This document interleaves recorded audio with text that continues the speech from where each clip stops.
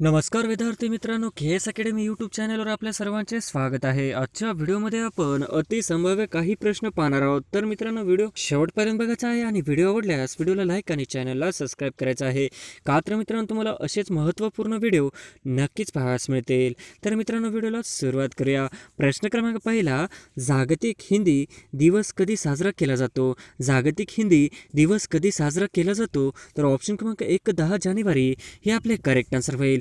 प्रश्न क्रमांक दुसरा, कोरोना व्हायरस हा डॅश डॅश प्रकारचा विषाणू आहे. कोरोना व्हायरस हा डॅश डॅश प्रकारचा विषाणू आहे. तर ऑप्शन क्रमांक 1 RNA हे आपले करेक्ट आन्सर होईल. प्रश्न क्रमांक तिसरा, चीनबाहेर कोणत्या देशात कोरोना व्हायरसमुळे पहिल्या मृत्यूची नोंद झाली?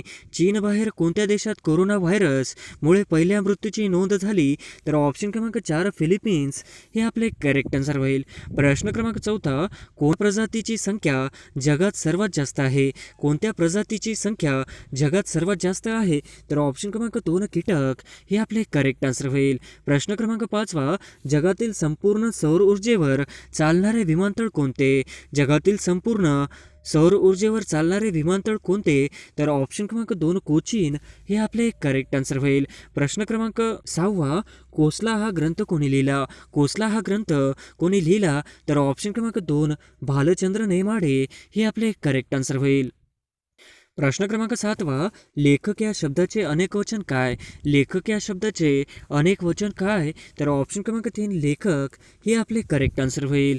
प्रश्न क्रमांक 8 कुसुमाग्रज कोणाचे टोपण नाव आहे? कुसुमाग्रज हे नाव कोणाचे टोपण नाव आहे? तर ऑप्शन क्रमांक 2 विष्णू वामन शिरवाडकर हे आपले करेक्ट आन्सर होईल.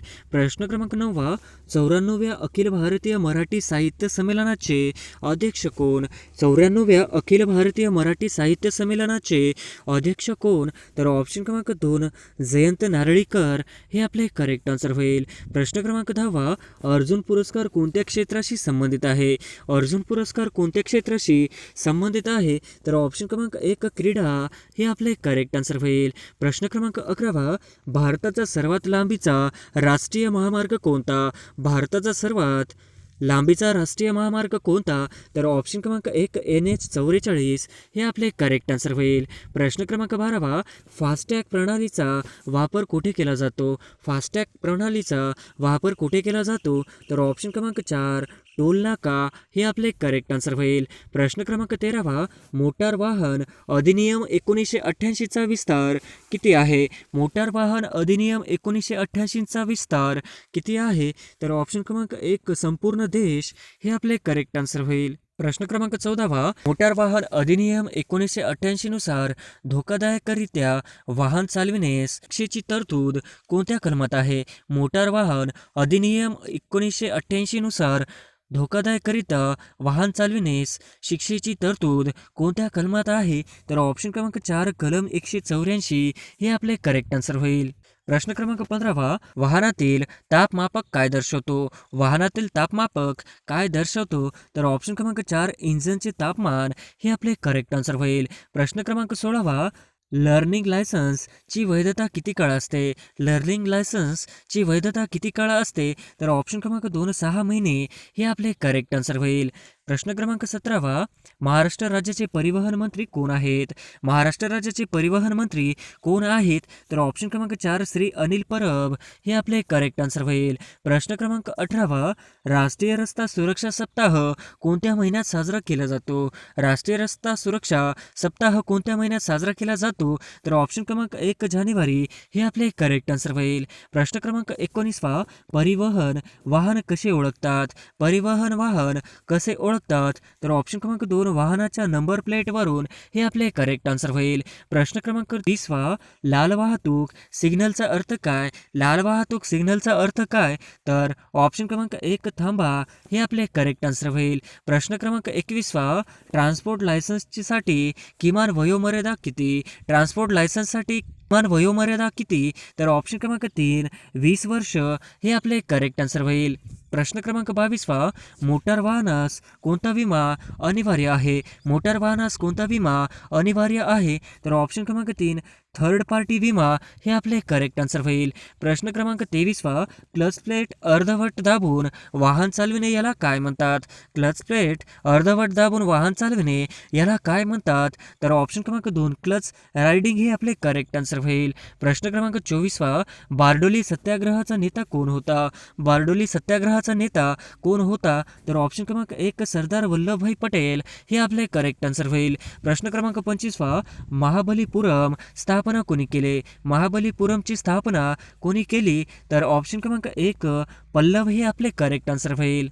प्रश्न क्रमांक 26 महात्मा गांधीजीचे राजकीय गुरु कोण? महात्मा गांधीजीचे राजकीय गुरु कोण? तर ऑप्शन क्रमांक 2 गोपाळ कृष्ण गोखले हे आपले करेक्ट आन्सर होईल. प्रश्न क्रमांक 27 पर्यावरण संरक्षण अधिनियम कधी अस्तित्वात आले? पर्यावरण संरक्षण अधिनियम कधी अस्तित्वात आली? तर ऑप्शन क्रमांक 2 1986 हे आपले करेक्ट आन्सर होईल. प्रश्न क्रमांक 28 सुवर्ण मंदिर कुठे आहे? सुवर्ण मंदिर कुठे आहे?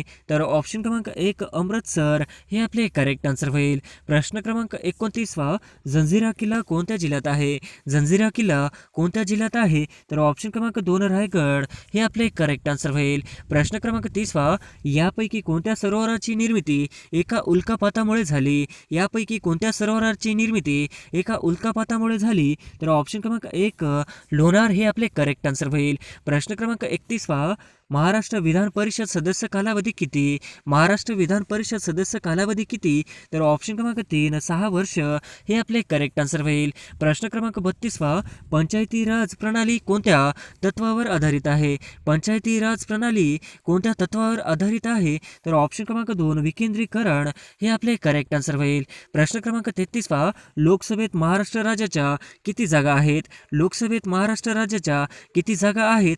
तर ऑप्शन क्रमांक 4 48 हे आपले करेक्ट आन्सर होईल. प्रश्न क्रमांक 34 14 बँकेचे राष्ट्रीयकरण कोणत्या वर्षी झाले होते? 14 बँकेचे राष्ट्रीयकरण कोणत्या वर्षी झाले होते? तर ऑप्शन क्रमांक 4 1969 हे आपले करेक्ट आन्सर होईल.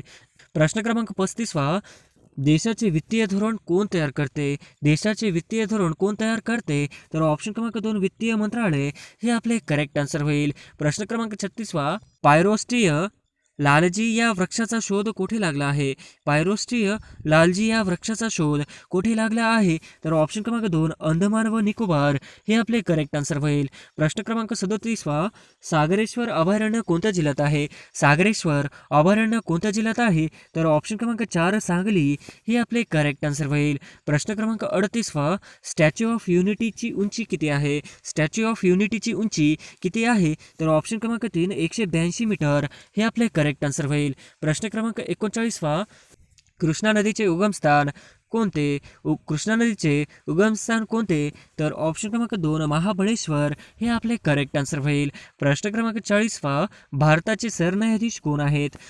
भारताचे सरन्यायाधीश कोण आहे? तर ऑप्शन क्रमांक 2 NV रमन्ना हे आपले करेक्ट आन्सर होईल. प्रश्न क्रमांक 41 भारताची संविधानाची अनुच्छेद 370 कोणत्या राज्याशी संबंधित आहे? भारताची संविधानाची अनुच्छेद 370 कोणत्या राज्याशी संबंधित आहे?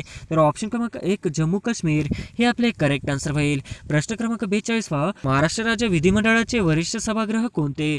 महाराष्ट्र राज्य विधिमंडळाचे वरिष्ठ सभागृह कोणते? तर ऑप्शन क्रमांक 2 विधान परिषद हे आपले करेक्ट आन्सर होईल. प्रश्न क्रमांक 43 ढगापासून कृत्रिम पाऊस पडण्याच्या यंत्राला काय म्हणतात?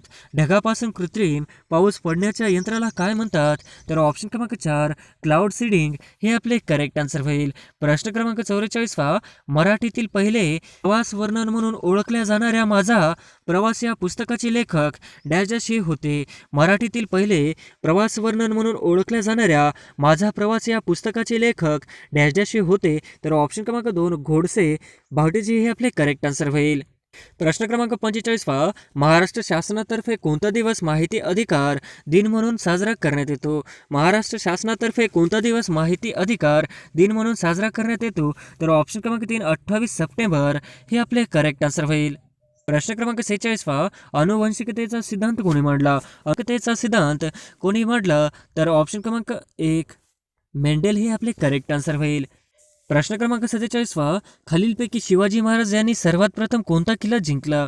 खालीलपैकी शिवाजी महाराज यांनी सर्वात प्रथम कोणता किल्ला जिंकला? तर ऑप्शन क्रमांक 3 तोरणा हे आपले करेक्ट आन्सर होईल. प्रश्न क्रमांक 48 चले जाव ठरावाचा मसुदा कोणी तयार केला? चले जाव ठरावाचा मसुदा कोणी तयार केला? तर ऑप्शन क्रमांक 4 जवाहरलाल नेहरू हे आपले करेक्ट आन्सर होईल. प्रश्न क्रमांक 49 पोलीस हा विषय भारतीय राज्यघटनेच्या कोणत्या सूचीमध्ये समाविष्ट करण्यात आला आहे? पोलीस हा विषय भारतीय राज्यघटनेच्या कोणत्या सूचीमध्ये समाविष्ट करण्यात आला आहे? तर ऑप्शन क्रमांक 2 राज्यसूची हे आपले करेक्ट आन्सर होईल. प्रश्न क्रमांक 50 श्रीवर्धन येथील डॅश डॅश जातीची सुपारी महाराष्ट्रात सर्वदूर प्रसिद्ध आहे. श्रीवर्धन येथील डॅश डॅश जातीची सुपारी महाराष्ट्रात सर्वदूर प्रसिद्ध आहे. तर ऑप्शन क्रमांक 2 रोटा हे आपले करेक्ट आन्सर होईल.